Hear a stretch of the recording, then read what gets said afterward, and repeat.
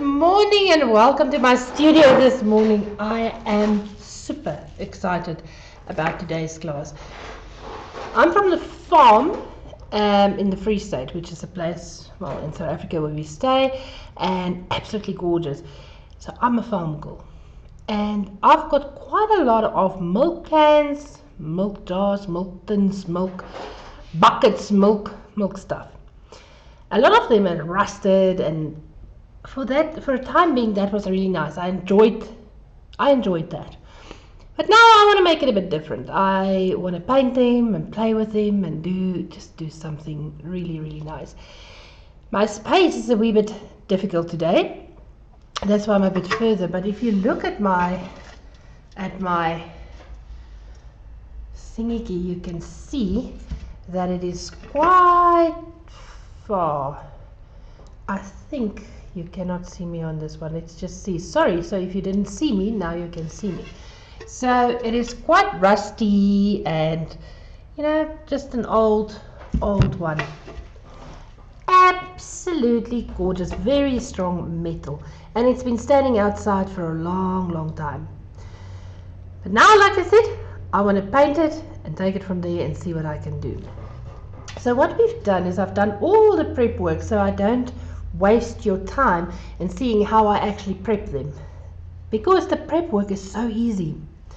First of all, you have to get your thing and you have to wash it, like really, really, really wash it with water, soap water, anything you really want to, just wash it, that all the dust and the sand and the ground and the stuff comes off. And then what I've done is I've painted it white. But this white is not a normal white. You will see I kept the stuff here, and I've kept the rim at the top, and I've kept these ones. I kept the original. So even these ones I've kept. And if it's got a little sticker or a thing, brass thing, I kept that as well. But the rest of the milk can, milk jug, milk, what do you call this? Milk emmer. I've taken and I actually prepped it with grip seal. Grip seal looks like this. It's an absolute amazing product. It is a wood sealant actually. It protects, seal, enhance. It's water based and easy to use. It's UV resistant and durable, and it's environmentally friendly. And this one that I'm using today is the clear one. But the one I used, you can see clear, the one I used to paint the milk thing with, or the tin with, this was the white one. Now what's very nice about it is if you paint it with that, you've got all the benefits of the grip seal on it. So it's prepared, it is sealed, it is just proper, and it has got a white on it, which makes it absolutely amazing. So I've done the whole thing with grip seal, the white one.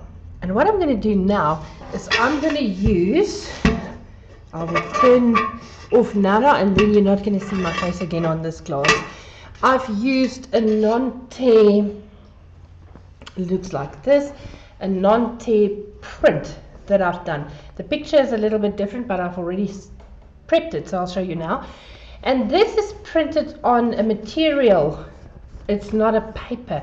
And what happens is this is more durable, and that is why we're using it. So the picture I'm going to use looks like this, but you can see I've already cut out, and that is where I'm going to have it onto my item and put them down.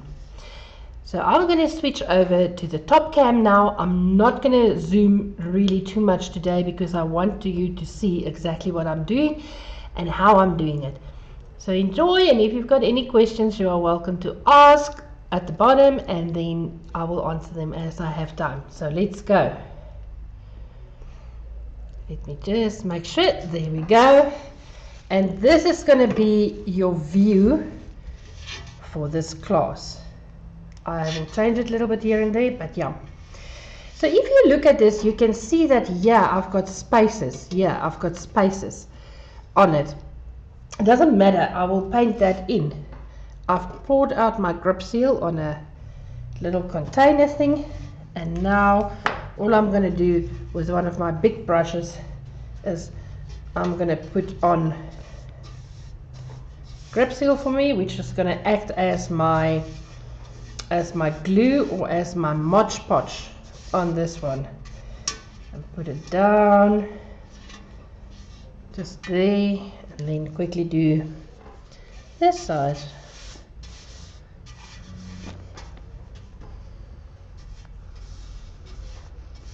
Do this side and put it down. Now what is very, very, very nice about this paper or this print is I can put it down, but I can pick it up again, so it's very versatile. And now I'm going to start putting over as much of the product as I want or as I can. And here it's just a little piece that's rusted through, so I don't really want to close it, because if I close it I lose that magic that I've got here. So I will just take a scissors and cut it open, and now I've got that rust back, and I will keep putting putting grip seal over it. Now here where I go and I'm going to turn it, you're going to see I'm going to have an overlaps with the material on this side. So what I can do is I can actually just cut out a little V for me, like if you do needlework, to just give your material a place to actually can lie flat. Or you can actually just cut it off, the whole thing. But I like having as much of the original picture on this specific one as what I can get. So there I've got it flat, and now I will do this one flat, and that way,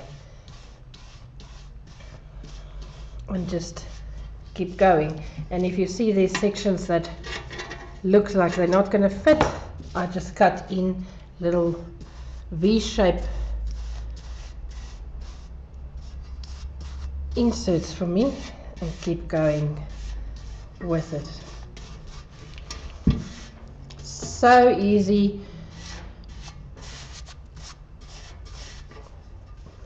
Here we go.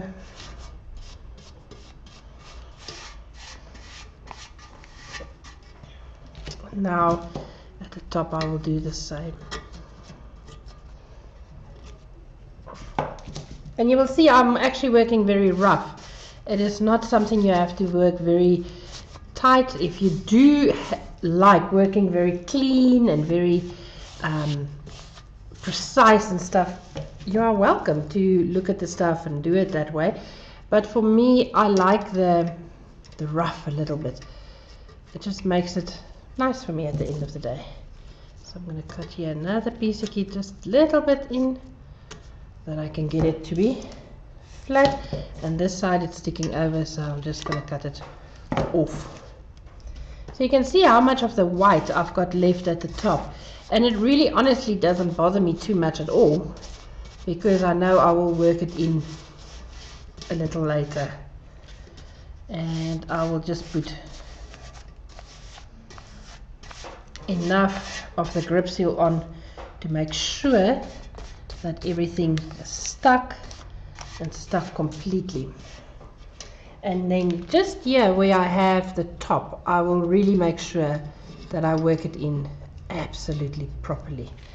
And then I will use my little, if I can get it, heat gun.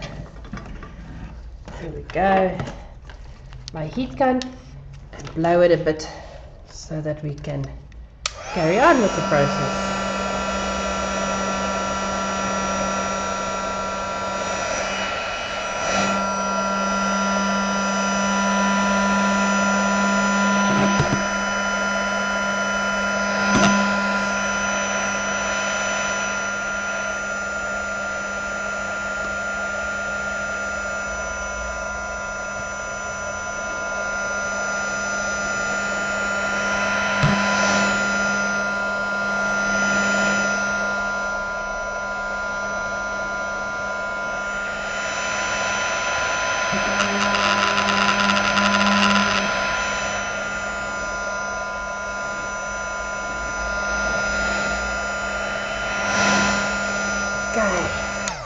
So I've just dried it a little bit. You can let it dry completely before you start working with the rest of the thingies. So if you look at it like this, you will see you've got white spots. There I've got my little rust. I've got here my little badge, and I've got white pieces. So the easiest thing on earth to do is to paint when you've got a picture. I just don't want to hurt something on that side. And what I'm going to do is I'm going to use a green. I'm going to put this a little bit closer. It's not, it's on my other side. I'll show you now. A green, a yellow. Yellow, I can do a little bit more. And my whole scene is pretty much green, yellow, white. So if you look at my picture, that is basically the colors that you see on it. White, quite a bit of white, and I'm just going to put here. I'm going to show you now, and I'll leave it here that I can use it again. And then just a little bit of the black, just to make my...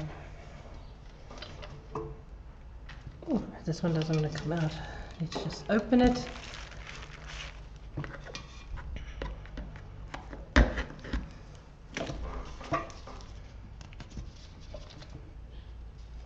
Okay, so my palette that I'm using is looking like this. I've got green, I've got yellow, I've got red, I've got white, and I've got black.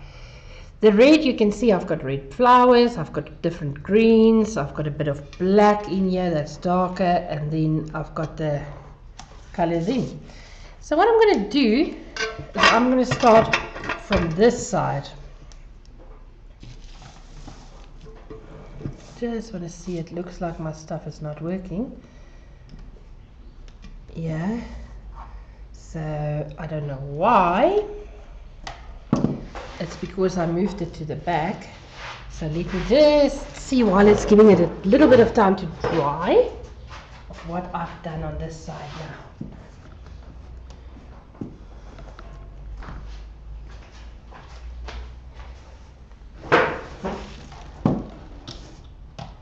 Everything is connected, but this thing doesn't want to work. So we'll see how we work it. Don't worry about that. I'm sure we can make a plan with it. So what I'm going to do is I'm just going to start with my big brush and white. I'm going to put white over here and just start with it. Just start with it. And slowly I'm going to start putting in my green. So I want that green to pick up. And the more I put it in, the more it's going to start picking up on it. And if you've got a bit of darker piece, you go and put in a little bit of black on that. Then you got green again here, and you can see that I'm starting to get yellow, so I'm going more yellow over here all the way to the top. I can clean it again, and I just take it in. And here I've got a bit of black again. Let's clean that.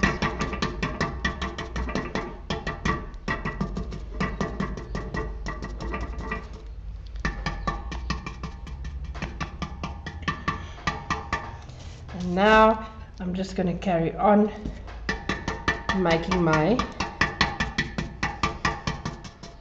whole immer with this colors. You can hear with me banging and working on it, and I'm just going to keep going and going with it. If I feel it's too much, I put white with it. If I feel it's too little, I put black with it. If I really want anything else, I put yellow with it, and so we carry on.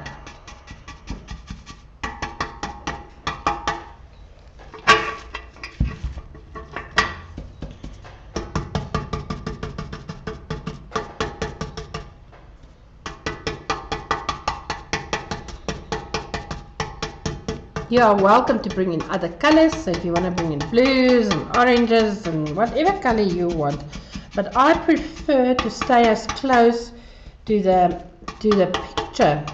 picture's color as I can get, because the pictures is just absolutely gorgeous. So why do you want to change it?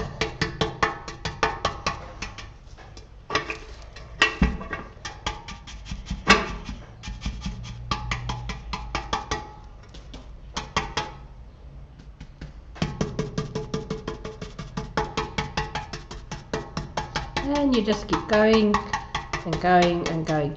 You can see that if I dab like this. Let me see a place where you can see. I dab like this, and I will turn my brush like this. So I don't dab one way. I dab the whole time my brush is doing this.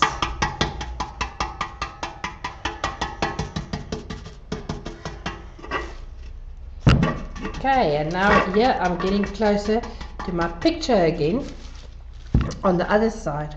So now I have to look and see, but what color do I want to add so my picture looks exactly the way it did. I don't know where the picture stops, and the painting starts. So I will use again my white more predominantly, just to start with the process. Yeah, and then I will go and put in, yes, greens. Yes, a little bit more dark on it, and carry the dark through, because if you look at it on a normal spectrum, it will be your picture won't just stop, it will actually go through.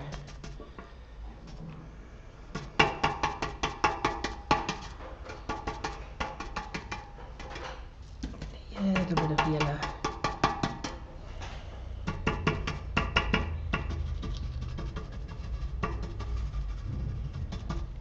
And I will also do it at the top. Now if you look at this, you will see there's a very big grey mess kind of thing here. So you're welcome to go and put more green over it and get it to just blend in a bit more. Don't be afraid of it. Just do it. And remember, the more you do it, the easier it becomes. So don't be afraid of it. And what I then normally do is I will take a stencil brush, and I will just go and blend and blend and blend and blend till you get the most amazing colors and schemes and stuff that you want. So if I get back to my picture here, I don't really like the way that the top of it looks. Yeah, I don't like here. So there I will go and put more white, and I will start putting off the maroon, of the red. You can see there was red flowers, and I will put red flowers in there to start making it look a little bit more like the picture. And you can see as I do my plants and carry on with it, it's just going to get prettier and prettier and prettier as we go. I also like working with a fine brush. So if here at the bottoms of the, I must stop saying so, here at the bottom I will work with my thin brush and start working in all the little pieces that I want to work in, and just make it gorgeous. And then this side, I want to see as little of the white that we originally painted as possible, and just work down and make it as nice or as cute as what you can. To work on this one is very, very, very difficult while it is up. You see, while it's down and I can't see where I'm working. So when I pick this one up, I will actually start working on that and work it in, just to make it easier for me to blend it. Your project doesn't have to be finished in the first go. You can do it let it stand, go back, do a little bit again and again and again, till you are happy that your project is the way you wanted or envisioned it. Okay, I just want to turn this a little bit more. I see I'm messing here, but that's fine. I'm not going to turn it too much on that one again. So slowly but surely I can start painting in all these flowers and things which would make it a painting at the end of the day. So I'm just using the print as my guidance to see how I want to do it and what I want to do. If you turn it a little bit more, then you can see where I'm working. See, now it starts looking like it's a painting and not a print that is just there. And because we're doing this, I can actually go over the lines of the print. This camera is really not showing you nicely. Let's see if I turn it like this. That's better. And I can just put it in and put as much green as I want into it, and then here I can just start catching up to close in, and then everywhere where's my flowers, I go and make flowers, and if I want to make more, I can make more. And then I will just draw in my little taggies on the side.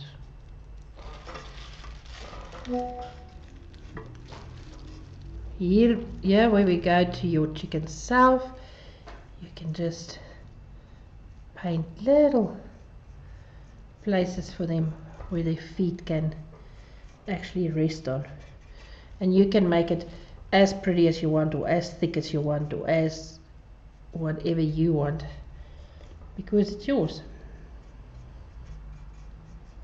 And the more you do it, the easier it's going to become, and at the end of the day you can make the most amazing paintings that looks like you've done them. So I just want to show you on this chicken. If I go on this chicken and I start putting white there, it's starting to pop, and then I can use my little yellow in between to make it pop even more. And then I just use my black with it and make this one a bit darker, and then my red for the bell and the stuff, and then my chicken is starting to look like a chicken that you've painted and not one that you stuck. This one the same. It's got lacquer feathers there. Just a little bit of black with it to make this. You don't have to paint the whole chicken, you just do a little bit of it, and you will very soon start seeing how easy it is to get it to look like it's painted in. And then the one here, same thing. I'm just going to use, oh, this brush is dirty now. I don't have another thin one with me, so I will just put the white on at certain spots. I will make sure it's got a lacquer big feathers at the bottom or at the back to make it a rechte manier of a rooster. Put in the red, and then just a little bit of the black to make it pop on this side.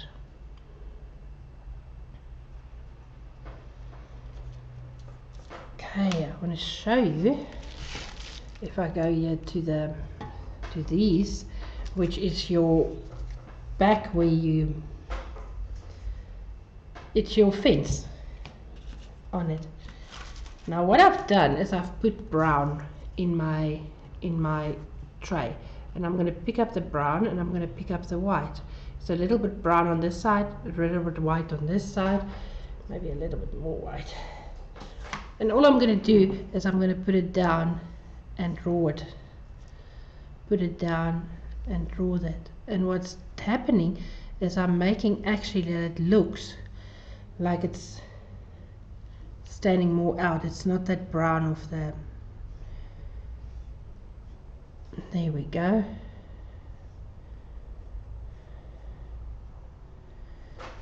Love it, absolutely love it.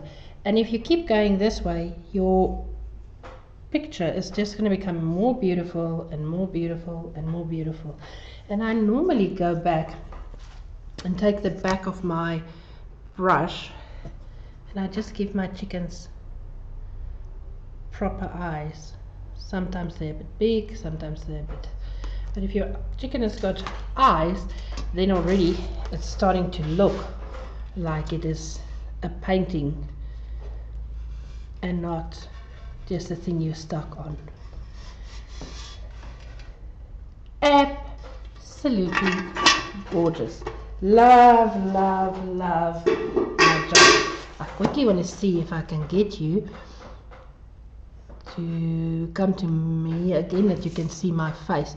But if I can't, then this is the video that I've made for you on how I paint the jugs or the milk cans or the whatever you want to say.